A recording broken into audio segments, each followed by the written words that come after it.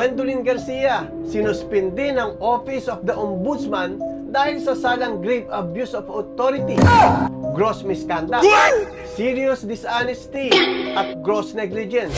Aba, pinakyaw mo na, gobernadora. Pero kahit na siya ay pinatawan ng 6-month suspension, ay hindi niya tinanggap ang kautusan na mula sa ombudsman.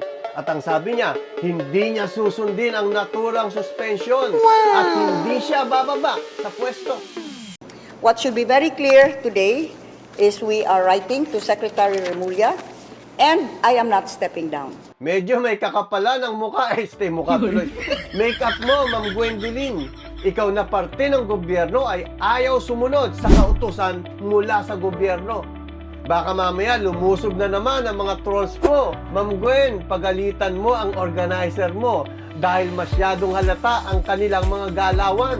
Noong nakaraan linggo ay may balita ako na nagbayad ka daw ng 3 milyon para sa isang troll farm. Pero hindi ko sinasabi na ito ay totoo, nabalitaan ko lamang. Pero nagtataka ako, last content ko ay maraming trolls ang nag-comment. Bukod pa sa mga nakalock ang profile, ay mga cartoon character at mga foreigner ang pangalan na kanilang ginagamit. Madam, kung ikaw man ang kumuha niyan, ay palitan mo ang troll farm mo. Pero kung hindi, sayaw na lang ta sa sugbo. Tayong magagawa, mahal mo na. Ba't adan? Ba't adan? Ba't adan? Ba't adan? Alam mo ba? Mahal mo na. Wala tayong magagawa, mahal mo na. Ba't adan? Ba't adan?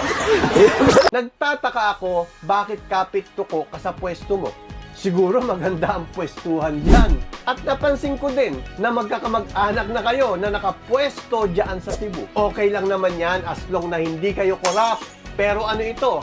Madaming corruption issue na binabanggit. Maraming mga nag-PPM sa akin tungkol sa mga impormasyon ng corruption diyan sa Cebu. Hindi ko ito pinapansin.